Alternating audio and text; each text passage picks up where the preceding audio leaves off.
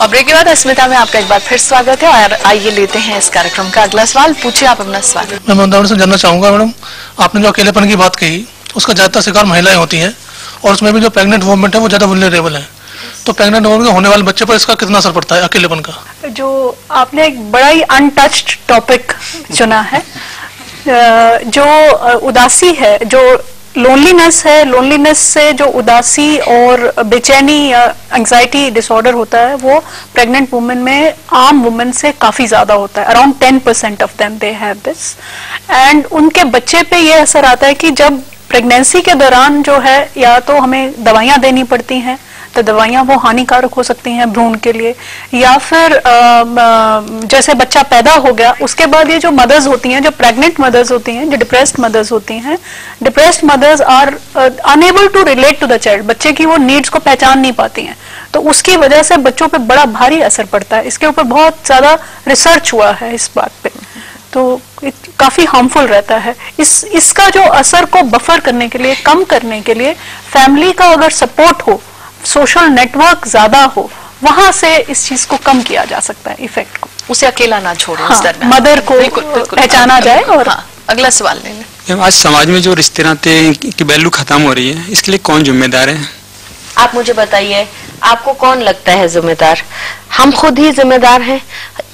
अपने अंदर झांक के देखेंगे तो हम लोग अनरियलिस्टिक एक्सपेक्टेशंस रखते हैं जो कि शायद कभी पूरी ना हो, पर उसके लिए भागते रहेंगे, भाग भाग के वहीं खड़े होंगे, पर भागते रहेंगे। और आसपास से क्या क्या जा रहा है, क्या क्या लॉस हो रहा है, उसके लिए हमें कोई टाइम नहीं है।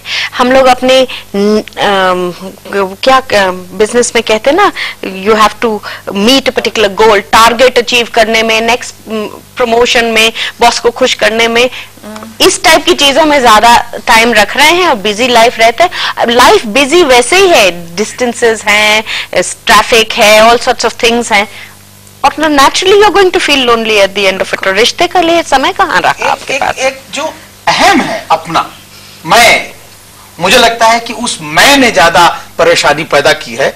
मैं ये कर लूं, मैं ये खा लूं, मैं ये पी लूं और मैं ये हो जाऊं। मुझे लगता है मैं का भी एक बहुत बड़ा कारण है जिससे रिश्ते खत्म हो रहे हैं। बहुत अच्छी बात करो। अगला एक सवाल। मेरा सवाल ममता मैडम जी से है कि पड़ोसी की अनदेखी और रिश्तों की दूरी महानगरों में एकाकीपन के लिए कितनी जिम्मेदार है? ये जो आपने मुद्दा उठाया है, आई थिंक ये महानगर की जो स्ट्रक्चर है, जो संरचना है, उसमें इन सब चीजों के लिए जगह नहीं है। तो ये वाला ये बात पहले भी हमारे इस प्रोग्राम में डिस्कस हुई है कि जो नेबरहुड है वो मिसिंग है। ये एक बहुत बड़ा कारण है एकाकीपन का, और हमें इसको दूर करने के लिए दोबारा से नेबरहुड डिफरेंट फॉर्म्स में रिक्रिएट करने पड़ेंगे। अगला सवाल। सर, आजकल जो भीड़ भाड़ वाला माहौल है और उसमें व्यक्ति अकेलापन महसूस करता है, और इसके बाद जो उसके सामने जो पहचान खोने का संकट जो उत्पन्न होता है, तो उसके बारे में सर आपके क्या विचार? बहुत मूल शब्द है, मतलब प्रश्न है आपका कि अपनी पहचान आदमी किस चीज से बनाना चाह रहा है। क्योंकि जो हमारे को आसपास जो दिखा वो केवल एक पैसा, मेरे पास मोबाइल कौन सा है, मेरे पास कपड़े कौन से ब्रांड के हैं, यानी कि मेरी अभी तक मैं शो विंडो ही मेरे को बनाने में ही मेरा सारा खर्च निकल गया। तो जो अपने रिक्रिएशन के लिए, अपने स्वयं के लिए, अपनी वैल्यू करने के लिए जो टाइम था मेरे पास, वो मुझे कहीं मिला ही नहीं। जब मेरे को वो मिला ही नहीं तो मैं अपने को उस भीड़ में कहाँ पाऊंगा? तो वहां मैं अकेला ही पाऊंगा, क्योंकि मेरी घड़ी किसी न किसी घड़ी से जरूर छोटी होगी, किसी न किसी की ब्रांड से छोटी होगी।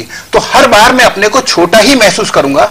और ये मार्केटिंग का असूल है कि पहले आपको छोटा महसूस कराया जाए, फिर आपको बड़े का एहसास कराया जाए जब आप ऐड देख लें। बहुत बड़ी बात आपने कह दी हंस हंस के। एक अगला सवाल ले ले। मेरा सवाल शिवा मैम से है। मैम, जैसे कि आपने शुरू में ही कहा था कि फैमिली मेंबर्स को भी पहले से ही तैयार रहना चाहिए, क्योंकि वो अपने बच्चों को भेजते हैं बड़े शहरों में और वो खुद होते हैं छोटे शहरों में। तो बड़े शहरों में तो एकाकीपन है, वो चाहे बुजुर्गों में हो या फिर युवाओं में, लेकिन ग्रामीण स्तर पर या फिर छोटे स्तर पर भी बहुत एकाकीपन बढ़ रहा है। तो वो जो फैमिली होते हैं वो तो अपने मतलब अपने बच्चों से इमोशनली टच होते हैं, लेकिन जो बच्चे होते हैं वो इमोशनली टच उसी हद तक रहते हैं, लेकिन बड़े शहरों में आके वो प्रोफेशनल हो जाते हैं, लेकिन इस चीज को उनके पेरेंट्स एक्सेप्ट नहीं करते। तो फिर जिस प्रकार से कम्युनिटीज बड़े शहरों में बन रही है, क्या छोटे शहरों में बुजुर्गों के लिए कम्युनिटीज बनाना जरूरी नहीं है? उनकी जिंदगी घुटन भरी हो जाती है। और खासतौर से इनका सवाल अपने से भी जुड़ा हुआ है कि फिर युवा क्या करे। बिल्कुल, देखिए मैं इसीलिए कह रही थी कि समाज को उस ऊंची उड़ान के लिए खुद को तैयार करना चाहिए, जिसके लिए जिसकी आकांक्षा उसने अपने बच्चे के अंदर इंजेक्ट कर दी है। उसने अगर आपने अपना पेट काट के बच्चे को वो ऊंची शिक्षा दी और उसमें वो नाकाम हो जाएगा, तब भी आप नाखुश हो जाएंगे ना। आपको लगेगा कि हमने तो तेरे लिए क्या क्या किया था, अपने लिए नहीं किया, तुम्हारे ऊपर खर्च किया और तुमने हमें कुछ करके नहीं दिखाया। तो ये जो आकांक्षाओं का जो एक जबरदस्त ऑनस्लॉट है, एक हमला है युवा के ऊपर, हमें ये लगता है कि सिर्फ युवा जो है वो नजरअंदाज कर रहे हैं अपने बुजुर्गों को। ऐसा नहीं, कई बार युवाओं के पास कोई ऑप्शन ही नहीं होता है। और देखिए ये जिंदगी का उसूल है, जिंदगी को बहरहाल आगे बढ़ना है, पीछे नहीं जाना है। अगर कोई ये सोचे कि IIT करने के बाद, इंजीनियरिंग करने के बाद बच्चा गाँव में आकर के हमारे लिए रहने लगेगा, तो ये इससे ज्यादा अपने आप को भुलावे में रखने वाली बात हो नहीं सकती है। लेकिन सिखाना तो पड़ेगा ना। मैं वही कह रही हूँ कि हमारी कदरें वापस आओ लौट करके, अगर लौट करके नहीं आओगे वापस तो फिर ये बेकार है, चकाचौंध की। नहीं, लेकिन ये पॉलिसी की कमी है कि एक IIT इंजीनियर वापस जाके गांव में करे क्या। तो ये सरकार के स्तर पे देखने की जरूरत है कि आपने किस तरह के वहां पर माहौल बनाया है, किस तरह का आप वहां पर विकास कर रहे हैं। और तीसरी बात यह है देखने की कि आप जब भी इस तरह के महफिल हम लोग बैठते हैं और हम लोग डिस्कशन करते हैं, तो यहाँ पर हम लोगों को जो अर्बन पॉलिसी प्लानर्स हैं उनको भी जरूर बुलाना चाहिए। हमें उन लोगों को जरूर बुलाना चाहिए जिनकी पॉलिसीज का हम सब शिकार हो जाते हैं या हमारी जिंदगियों में मोह आ जाता है जिनकी वजह से। तो ये सिर्फ समाज शास्त्रीय बहस नहीं है, ये प्योर पॉलिटिकल बहस है। शायद उनके आप सब जो बहस करें शायद उनके कानों तक पहुंचे और कुछ अच्छा हो सके। अगला एक सवाल ले ले। ममता मैम से मेरा एक सवाल है कि आर्थिक रूप से स्ट्रांग होती महिलाएं आजकल बहुत ज्यादा तनाव का शिकार हो रही हैं अपनी एम्बिशियस के कारण। एक तो रीजन रहा, दूसरा समाज कितना जिम्मेदार है इसके लिए? सोशल एकदम से उनको इग्नोर करता है स्ट्रांग होते हुए भी, क्यों? ये बहुत ज्यादा एक अहम सवाल है और बड़ा अच्छा मुद्दा क्वेश्चन पूछा आपने। जो वुमन है, जो औरत है, वो बहुत सारे विचार लेके साथ में चलती है। एक तो करियर है उसका, फिर उसके बाद उसके अपने एस्पिरेशंस हैं। जैसे उनके ऊपर प्रेशर समाज का इस तरह से है दोहरा कि एक तो अब बहुत सारी ब्यूटी क्वींस आ गई हैं, then they have to maintain that beauty queen also, they have to look good, then they have to earn more because वो उन्होंने अपने लिए सेट किया है कि मेरे को एस्पिरेशन। फिर उनको मदर भी अच्छे होना है, घर में मतलब एवरी डोसा भी बनाना है और वो भी बनाना जो पिछले समय में नहीं बनता था। फिर बच्चों के साथ और हस्बैंड के साथ क्वालिटी टाइम भी लगाना है, वेकेशंस पे भी जाना है, देन यू सोशल आउटिंग में जाना तो सिंपल साड़ी पहन के नहीं चल सकता है, सब कुछ मैचिंग होना चाहिए। तो बहुत ज्यादा वर्किंग वुमेन पे I feel very pity for working women कि उनके ऊपर इतना प्रेशर, और ये सारा कहीं ना कहीं अपने ऊपर अपने आप से लाया हुआ भी है, समाज का भी है, क्योंकि जो भी हमारे पर प्रेशर आते हैं वो सामाजिक प्रेशर ही आते हैं। वर्किंग वुमन को इसमें क्या करना चाहिए कि वो टेंशन कम ले इस टाइप से, मतलब उसको क्या ना कहना सीख जाए, नहीं मगर एक्सेप्ट करना सीखे, रिएक्ट ना करे और सीधा जो है या विड्रॉल ना कर दे कि सब कुछ ले लिया या सब कुछ छोड़ दिया। नहीं सर, फिर भी देखा गया है ना कि उससे बहुत सबसे ज्यादा एक्सपेक्टेशन घर में उस लेडी से रखी जाती हैं, जो कि सबसे ज्यादा काम करने का तरीका है कि तुम ये बाहर जा रहे हो तो अब तुम जिम्मेदारियां भी लो। सबसे मैं समीना साहबा से कहूंगी कि इस पूरे ये जो समस्या है अकेलेपन की, इसका एक जेंडर्ड सेशन करिए और उसमें ये समझ में आएगा कि किस तरह से एक आज की औरत को सुपर वुमन होना होता है और किस तरह से उसको मल्टीटास्किंग के साथ साथ उसको वो सारे मापदंडों पे खड़े होना होता है, खड़े उतरना पड़ता है जो समाज ने उसके लिए 200 साल पहले तय किए थे। तो ये इतनी छोटी सी बहस में समेटने वाला मुद्दा नहीं है। एक आखिरी सवाल हम ले लेंगे, किसके पास इसमें सुपर वुमन होने से आप रिफ्यूज कर सकते हो। सबसे पहली बड़ी बात है कि सुपर वुमन होने से रिफ्यूज कीजिए और साथ में feel good about yourself and third is prioritize your life. These are the things. These are the solutions. Beautiful solution. अगला आखिरी एक सवाल ले लें। जी मेरा सवाल है शिबा मैम से। जी आप मुझे ये बताइए कि महानगरों का एकाकीपन और महानगरों में बढ़ते अपराधों का रिकॉर्ड है जो, तो उन दोनों का आपस में एक दूसरे से कितना गहरा संबंध है? बहुत गहरा संबंध है। देखिए, एक तरफ तो हम ये जानते हैं कि औरतों को ज्यादा काम, अकेली औरत को जैसे अर्षा साहिबा ने बताया कि ज्यादा काम करवाया जाता है, लेकिन उनके रिक्रिएशन के आउटलेट्स हैं ही नहीं। हम जानते हैं कि कई अगर लड़कियां कभी पब में देखी जाएं तो संस्कृति की रक्षा करने वाले उनको खदेड़ने के लिए आ जाते हैं, लड़कों को खदेड़ने नहीं आते।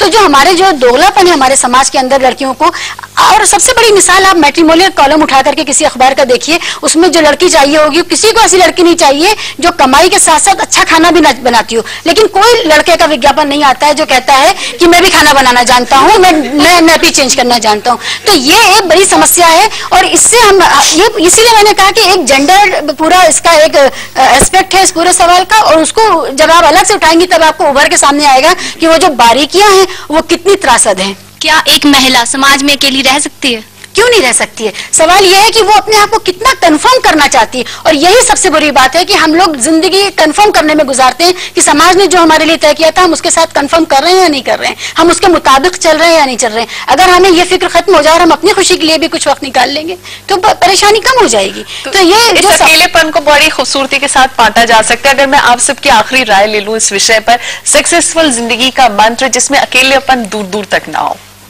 देखिए, सबसे पहली बात तो यह है कि इस चकाचौंध की जिंदगी में, उपभोक्तावाद की जिंदगी में आपको स्वयं तय करना है कि आप जिएंगे जिंदगी अपनी मुद्दों पर, अपने कंडीशंस पर। आप बाजार और उपभोक्तावाद की संस्कृति से, दूसरों के बनाए गए मापदंडों से ग्रसित नहीं होंगे।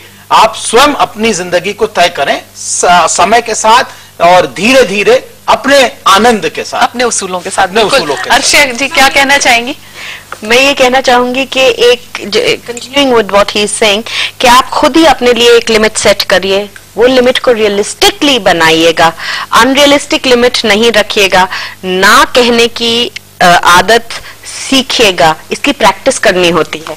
अपने आप को ऑलवेज कॉन्फिडेंट रखिएगा, क्योंकि आप जो चाह रहे हैं, जो आप वो कर पा रहे हैं, इससे ज्यादा बेटर सक्सेस नहीं है। सुनील जी क्या कहना चाहेंगे? पहली बात तो मैं ये कहूंगा कि एकाकीपन जो है वो एक सच्चाई है। कहीं ना कहीं हम उसको अगर ये मान के झुटलाते रहें, अच्छी अच्छी बातों को तो हम कहते हैं कि भैया उनको ग्रसित करो, मतलब उसके लिए तो तैयार नहीं रहते, और जो खराब चीज है उसको हम छोड़ना चाहते हैं। तो हर चीज खराब और उसमें पैमाने पे ना देखा जाए, बल्कि उसको जीवन का एक हिस्सा माना जाए कि जो मेंटल हेल्थ या मेंटल जो इश्यूज हैं हमारे, या जो समस्याएं हैं, वो उससे हम भाग नहीं सकते, वो हमारा हिस्सा है। उसके लिए हम तैयारी करें, समाज को हमें तैयारी करनी होगी। केवल डेवलपमेंट का मतलब, यहां पर सीमेंट को आप देखिए, कंक्रीट आपका कितना बढ़ गया है दिल्ली में, मगर क्या हमारा इनर कंक्रीट भी उतना ही बड़ा है? वो जो इनर कंक्रीट है उसके लिए समाज ने, हमारी सरकार ने और हमारे जो प्रोफेशनल्स हैं उन्होंने उसके लिए क्या करा है? केवल बीमारियों का इलाज स्वास्थ्य नहीं होता। शिवा जी, मुझे लगता है कि बहुत हद तक सामाजिक जकड़नों से भी अपने आप को मुक्त करने की जरूरत है। जो आप सब लोगों ने, एक्सपर्ट्स ने कहा, वो बहुत जरूरी है। मैं उसमें सिर्फ ये जोड़ना चाहूंगी कि एक तो अपने को जकड़न मुक्त करें, और दूसरा इसमें हमें ये देखना चाहिए कि किस तरह से सरकार और किस तरह से जो फॉर्मल सेक्टर है वो इसमें इंटरवीन कर सकता है, और किस तरह से मदद कर सकता है ऐसे ग्रुप्स की जो वल्नरेबल हैं। मेरे 2 पॉइंट्स। तैयारी करने के लिए, जैसे कहा सुनील जी ने, तैयारी इस तरह से कीजिए कि instead of an apple a day, invest in a friend a day, and that will keep a doctor away. And जैसे प्रोविडेंट फंड हम पैसे से करते हैं, मैं सबको ये कहती हूँ कि अपना प्रोविडेंट फंड जो है वो सामाजिक रिश्तों में लगाइए ताकि बुढ़ापे में वो काम आए। दूसरा ये है कि किसी को भी कोई मेंटल हेल्थ इश्यूज हैं, झिझकिए मत, मेंटल हेल्थ एक्सपर्ट्स के पास जाइए, कुछ ना कुछ, कोई ना कोई हल सबके लिए। अकेलापन महसूस हो रहा है तब भी पहुंचे। बिल्कुल, बहुत अच्छी बात। जिंदगी ऊपर वाले का सबसे खूबसूरत तोहफा, एक ऐसा तोहफा जो नीमत है। लेकिन एक बात जो सोचने की है वो ये कि क्या जिंदगी की तमाम मसरूफियतों के बीच हम थोड़ा सा वक्त अपने और अपने परिवार के लिए निकाल पाते हैं, और कितना हम कम्युनिटी लेवल पर उन लोगों की मदद कर पाते हैं, उन अपनों का दुख, उनके दिल का हाल सुन पाते हैं, ये एक अलग बात है। वैसे अपनों के बीच गुजारे लम्हे यकीनन बेशकीमती हैं, क्योंकि ये बेशुमार दौलत होने पर भी खरीदे नहीं जा सकते। और जब ये रिश्ते बिखर जाते हैं तब उनकी कमी दिल को तकलीफ देती है और तब पछतावे के सिवा कुछ नहीं बचता। ये पछतावा ना हो इसके लिए जरूरी है कि जिंदगी को सलीके से जिया जाए, सबको साथ लेकर जिया जाए और अपनों की उम्मीदों पर पूरा उतरा जाए। वो किसी ने क्या खूब कहा है कि जिंदगी के लिए एक खास सलीका रखना, जिंदगी के लिए एक खास सलीका रखना, अपनी उम्मीद को हर हाल में जिंदा रखना। मैं अपने सभी पैनलिस्ट का बहुत बहुत शुक्रिया अदा करती हूँ कि वो यहाँ आए और एक बेहद हसास मौजू पर चर्चा का हिस्सा बने। आप सबका बहुत बहुत शुक्रिया। ऑडियंस का शुक्रिया, हमने बहुत अच्छे सवालों का दौर जारी रखा, आपका शुक्रिया। और आप भी आ सकते हैं अस्मिता में, कीजिए हमें ईमेल, हमारा ईमेल आईडी asmita.lstv@gmail.com। और किन विषयों को आप अस्मिता के माध्यम से देखना और सुनना चाहते हैं हम इस ईमेल पर जरूर लिखें। और इसी के साथ मैं समीना अस्मिता की पूरी टीम के साथ आपसे लेती हूँ इजाजत, फिर मिलेंगे एक और नए विषय के साथ।